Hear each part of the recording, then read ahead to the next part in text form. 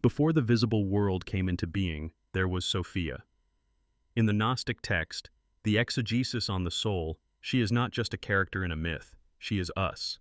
She is the origin of the soul in every living being, the personification of human consciousness itself. She existed in the Father's house, the ultimate reality, a realm of light far removed from the perceivable world of the senses. Here, Sophia wasn't a wanderer. She was a daughter, pure and virginal, anchored in a security that the material world could never offer. Virginity here isn't about biology, it's about wholeness. Sophia dwelt with the Father in a state of spiritual unity where nothing was lacking. She was complete, undivided, and unburdened by the dualities of the physical world. The text tells us she resides in the maiden's quarters. This is a poignant metaphor for a state of protected, uncorrupted consciousness. In ancient social structures, the maiden's quarters were the most private and guarded part of a home.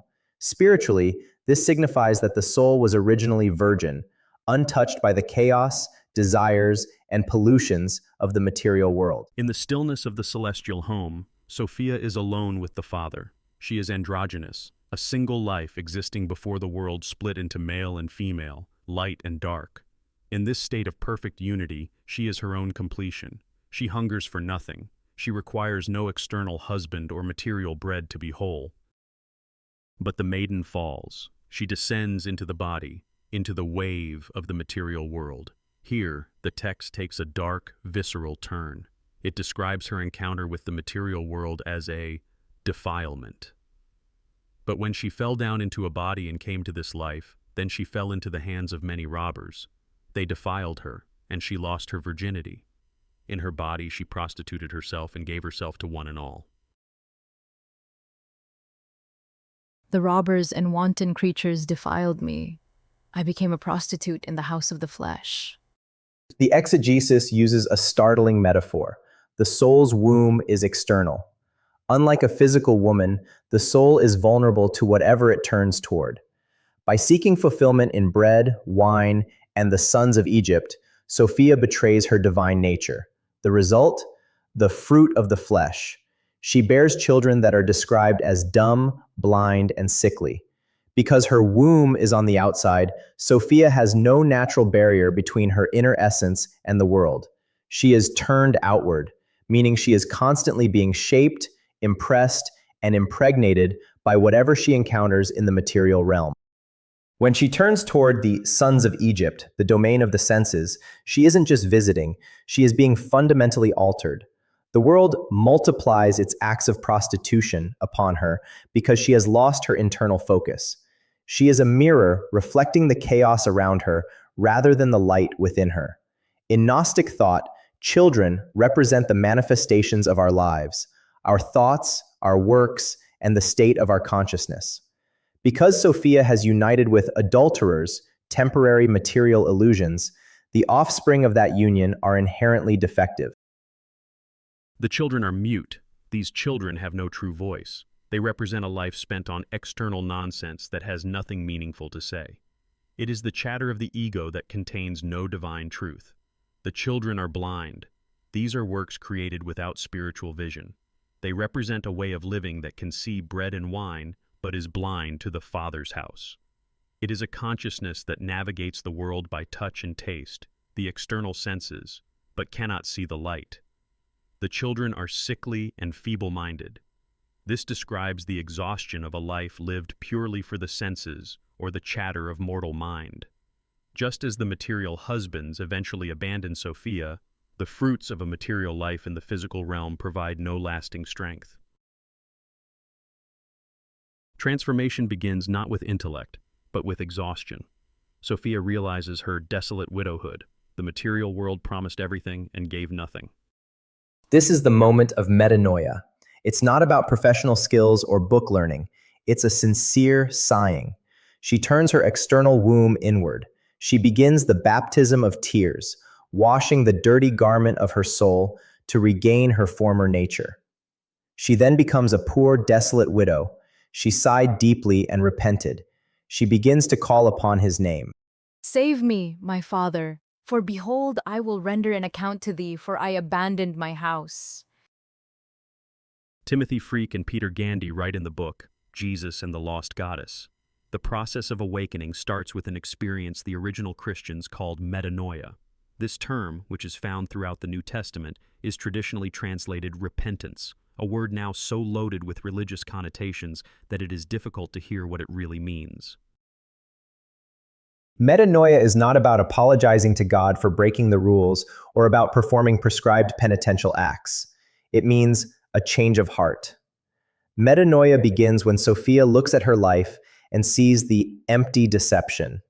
She realizes that the husbands, material pleasures, she served have left her a poor, desolate widow. It is a moment of total disillusionment with the physical realm. The text emphasizes that the call for help must come from the depth of the spirit, not the lips, a sincere sigh of repentance. This sighing is a nonverbal, raw expression of longing. It is the sound of the soul recognizing its own exile. In the exegesis narrative, the father does not intervene until he sees her sighing and perceives her distress and grief. This suggests that divine grace is responsive. It requires a genuine internal vacuum to be created before it can flow back in. The text further reveals that Sophia's salvation requires a literal inversion of her womb. To turn the womb inward means to withdraw one's desire and attention from the external nonsense of the world. By turning inward, the soul stops being impregnated by the chaos of the world. She creates a private, internal space, a bridal chamber, where she can finally be autonomous and wait for the true bridegroom. As she waits, Sophia washes the dirty garment, the soul's nature, which has become stained by the pollution of her many adulterers, with the water of her tears. This is a baptism of tears. It is the grief of the soul that acts as the solvent to wash away the impurity of the world to regain the newness of her former nature. It is a restorative process, like scrubbing a cloth until the original color is revealed. She isn't becoming something new. She is being restored to what she always was before the fall. The father hears Sophia's sighs. In the Gnostic cosmos, the divine is not a distant judge, but a responsive and loving source.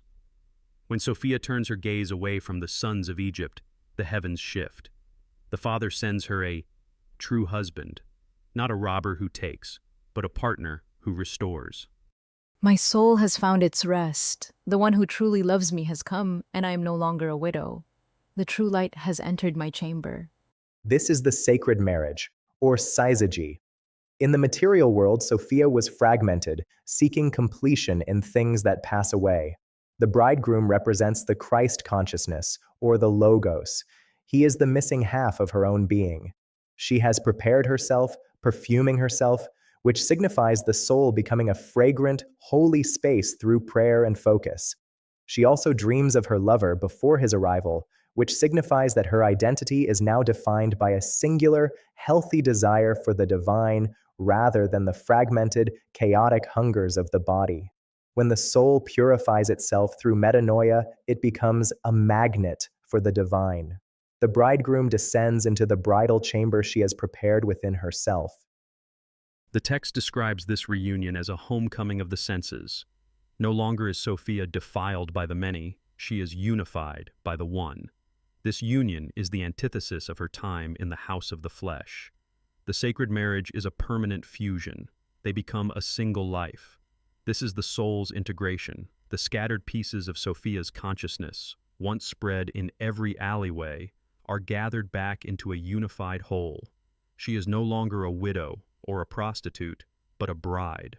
Just as Sophia's descent produced blind and sickly children, her divine union produces a new kind of fruit. Now, because she has turned her womb inward and received her brother, the Christos, she thereby reunites with the Father. Thus, she conceives living offspring.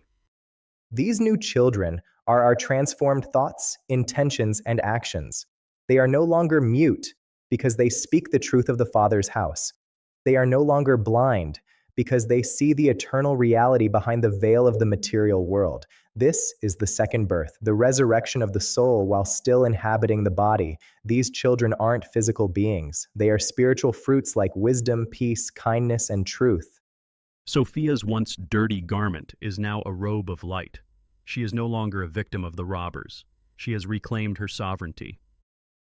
The journey of the soul is a sacred circle.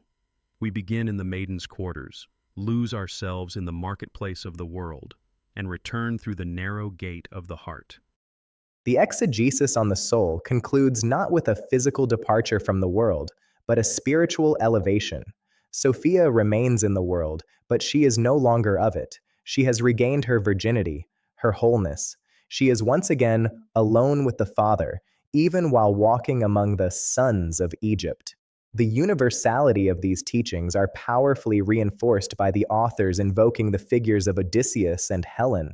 Odysseus weeping for the smoke of his true home, and Helen mourning her descent into the shadows of lust, reveal that the Gnostic journey is a universal map, a way beyond a shared human exile, where the soul's deepest longing and its total disillusionment with material tricks become the very catalysts for spiritual transcendence. The Saga of Sophia is a treatise on the human condition. It suggests that our restlessness, our prostitution to work, status, material possessions, and sensory pleasure in all its myriad forms is simply a symptom of a forgotten home. The maiden has returned to her quarters. The soul is safe. She has returned home. I was lost, and now I am found. I was divided, and now I am one.